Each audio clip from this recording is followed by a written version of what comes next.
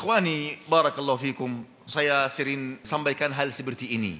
Ada berbeda pendapat antara ulama. Ini sejak para sahabat Nabi sampai hari kiamat tidak akan berhenti. Oke? Tidak akan berhenti. Bagaimana sikap kita terhadap hal ini? Kita harus mengetahui ada salah satu muqaddimah. Memperhatikan hal ini baik, ikhwani, barakallahu fikum. Ada salah satu muqaddimah. Yang pertama, apakah dua ulama ini ahli ijtihad di dalam masalah ini atau tidak? Bagaimana saya tahu? Saya orang awam. Tidak ada makna ada orang awam dalam Islam. Semuanya harus menuntut ilmu. Bagaimana engkau masuk Islam tanpa engkau mengetahui dasar-dasar Islam apa, dasar-dasar ilmu apa? Artinya tidak ada namanya apa? Ada orang bodoh di dalam Islam. Ayat yang pertama berkata Iqra. Berbunyi Iqra, bacalah. Artinya kunci Islam berada dalam ilmu. Oke, ikhwani? Kita harus mengetahui apakah orang yang pendapat ini ahli ijtihad atau ahli taqlid. Contoh, saya berbeda pendapat sama salah satu masalah imam atau syekh. Paham? Saya berkata A, dia berkata B. Apakah saya ahli ijtihad dan dia ahli ijtihad atau tidak? Bagaimana saya mengetahui ini? Begitu ikhwani. Masalah pendapat ini masalah apa? Masalah fiqhiyah masalah. Ikhwani, barakallahu fikum. Masalah apa? Masalah fiqhiyah masalah. Ana berkata halal, dia berkata wajib masalah. Apakah ini dua pendapat atau mungkin berkataan saya dan berkataan beliau ini sia-sia atau hanya satu orang di antara kita pendapatnya yang kuat? Bagaimana kita tahu ini? Yang pertama kata Imam Ibn Abdul Barr, ajma' al-ulama ala anna al-muqallida laysa ma'dudan min ahli al-ilm. Ulama bersepakat ijma' bahwasannya orang yang ahli taqlid tidak dianggap ahli ilm. Ini yang pertama. Baik. Bagaimana saya tahu ini ahli ijtihad? Kalau di dalam masalah fiqhiyah atau masalah aqidah atau masalah tafsir atau masalah hadis atau masalah sirah nabawiyah atau masalah apapun, dasarnya semuanya kembali kepada apa? Kepada hadis Nabi sallallahu alaihi wasallam. Betul atau tidak? Yang kedua, kepada bahasa Arab. Yang ketiga, harus ada usul fiqh. Faham? Harus berdasar hadis, kemudian bahasa Arab, kemudian usul fiqh. Jika seorang memiliki tiga alat ini, paham? Kita harus berpindah ke langkah yang kedua. Apakah dia sudah mentahqiq masalah ini atau tidak? Apakah seorang A sudah mentahqiq masalah ini atau tidak? Mungkin dia punya alat ijtihad tapi tidak tahqiq. Dia taqlid. Ketika dia taklid, langsung kita apa? Menolak. Dengan cara kebaikan. Ini bukan, tidak laku. Harus ijtihad. Bagaimana saya meyakini dia harus ijtihad? Mana ijtihadnya? Paham ikhwani? Mana ijtihadnya?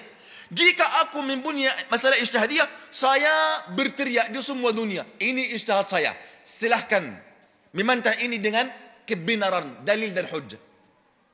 Paham? Jika dia apa? Mempunyai tiga alat ini. Usul fiqh, hadis, bahasa Arab. Faham ikhwani? Taib. Bagaimana saya tahu dia ahli hadis? Kalimat muhaddis, dan ana ingin sekali antum paham masalah ini. Kalimat muhaddis, apa artinya ikhwani? Muhaddis ini luas sekali. Paham? Luas sekali. Orang yang sudah lulus S1 mungkin jadi muhaddis. Mungkin dianggap muhaddis. Boleh, hak beliau.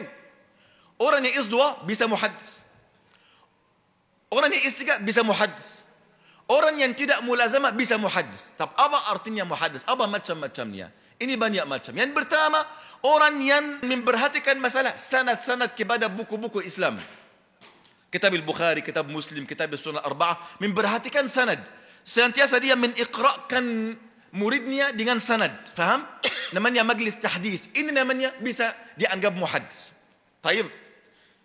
Yang kedua, orang yang menghafal hadis Nabi SAW. Berapa hadis misalnya? 100, 200, 1000, 2000. Ini bisa dianggap muhaddis. Faham ikhwani? Yang ketiga, apakah kedua orang ini bisa mentasihkan atau mentad'ifkan? Tidak bisa. Walaupun dia dianggap muhaddis. Faham ikhwani? Walau dia dianggap muhaddis, dia tidak bisa kita berikan apa? Kita menambil dia hukum tasih atau tad'if. Dia masih taklid di dalam apa? Tasih hadis atau tadaf hadis. Mayoritas yang dianggap muhaddis di setiap masa tidak bisa mentasihkan atau mentadafkan hadis. Macam yang ketiga yang bunsa'nya muhaddis namanya ahlu tahqiq, ahlu naqd. Yang menghabiskan umurnya di dalam masalah apa? Tasih dan tad'if. Dia sudah bakar ilmu jarh wa ta'dil, bakar ilmu takhrij, bakar ilmu mustalah, bakar ilmu tahqiq. Semua ilmu dia sudah ada di dalam darahnya.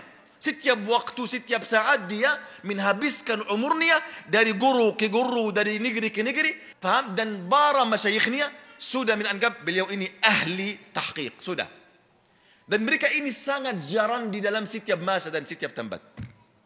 Bahkan saya tahu ada banyak negeri kosong dari masalah ini. Ada banyak muhaddisin. Tapi yang macam yang pertama dan kedua. Tapi ahli tahqiq saya tidak tahu. Kenapa kita tidak tahu? Ketika kita tahu harus ada karya ilmiah mereka. Apakah ada S3 sudah tanpa ada tulisan doktora? Apakah tanpa ada bukti, ada kitab, ada risalah? Tidak ada. Artinya jika saya ingin berikan untuk si fulan, ini ahli tahqiq, harus saya membaca karya ilmiah beliau. Supaya saya bisa berkata apa? Ini benar, ayolah ambil hukumnya. Ambil tasihnya atau tad'ifnya. Ini tidak. Ini hanya, faham? Orang mencintai, orang selalu mensyarahkan kitab ini dan kitab ini, dan cinta ahli hadis, tapi belum menguasai masalah apa? Ahli naqd, ahli tahqiq, meneliti hadis. Faham ikhwani? Taib. Artinya harus ada 3 alat terkumpul. Yang pertama, ahli naqd, ahli tahqiq. Yang kedua, ahli usul fiqh. Yang ketiga, ahli bahasa Arab. Kemudian, jika orang yang mendapat A dan mendapat B, apakah mereka sudah menguasai 3 ilmu ini dan mentahqiq masalah yang tertentu atau tidak? Contoh, seorang A berkata, aku mentahqiq dan ini bahasan saya. Sudah. Berkataan dia di atas kepala kita. Kita menghormati beliau. Seorang bab berkata, tidak ada tahqiq sama sekali. Berkata, bagaimana engkau menyelisihi si fulan dan si fulan? Ini taklid buta. Tidak ada hujjah sama sekali. Bagaimana kita bisa menganggap seorang bab ini orang mujtahid, kita bisa tunduk kepada katanya, dan ada khilaf antara A dan B. Bagaimana ini?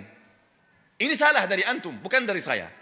Dari antum ya Pak, tidak ada perbedaan antara pendapat ini. Kenapa? Karena yang pertama berkata, ini bahasan saya. Saya ahli ijtihad dalam masalah ini. Silakan baca. Faham? Yang kedua berkata, bagaimana engkau menyelisihi si fulan dan si fulan? Ini namanya apa? Taklid.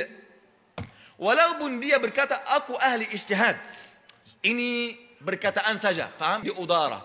Yang penting, apa yang kita melihat, apakah ada bahasan kita bisa baca atau tidak? Tidak ada bahasan. Hanya berkata bagaimana engkau menyelisihi si A dan si B dari ulama yang lain. Apakah antum bisa menganggap ada berbeda pendapat antara kedua ini, A dan B? Tidak ada. Kenapa? Karena yang B ini taklid. Taklid ini tidak termasuk dalam golongan orang ahli ijtihad. Artinya pendapatnya sia-sia. Ini aba usul fiqh. Ijtihad dan taklid. Kapan kita menganggap ada 3 pendapat di dalam masalah ini? Jika antara orang ahli ijtihad. Jika ada pendapat ahli ijtihad sama ahli taklid, tidak boleh sama sekali engkau berkata apa? Ada bertabrakan antara si A dan B. Ada banyak ustaz berbeda pendapat. Apakah banyak ustaz ini ahli ijtihad atau tidak? Jika ahli ijtihad, silahkan mana perbuatan mereka, mana bahasan mereka. Faham ikhwani? Ini ilmiah. Kita tidak boleh mendahului perasaan di dalam agama. Tidak boleh sama sekali. Tidak boleh sama sekali. Mohon maaf, sebelum saya keluar dari rumah, membuat jiwa saya di bawah kaki saya. Saya tidak datang di sini untuk meninggikan jiwa saya atau merintahkan jiwa orang lain. Tidak ada sama sekali. Saya datang karena ada hak kebenaran, aku ingin munculnya. Jika engkau mempunyai bukti melawan bukti saya, atau lebih kuat dari bukti saya, silakan mensulnya. Karena tujuan saya dan tujuan engkau apa? Agama.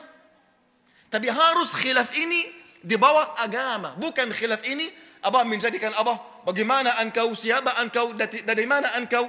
Ini bukan masalah ilmiah. Ini masalah pribadi.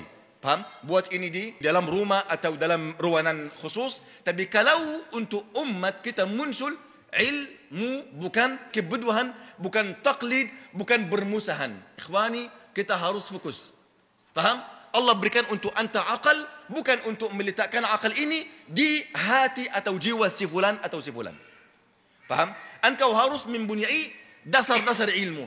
Apa yang saya sudah sampaikan kepada anta, semua kitab usul fiqh sudah ada kaidah-kaidah ini. Terhadap siapa yang dianggap ini ahli ijtihad, siapa yang dianggap ini ahli taklid, mana syarat ini, mana syarat ini, apakah boleh kita membedakan antara pendapat ijtihad dan taklid atau tidak. Faham ikhwani?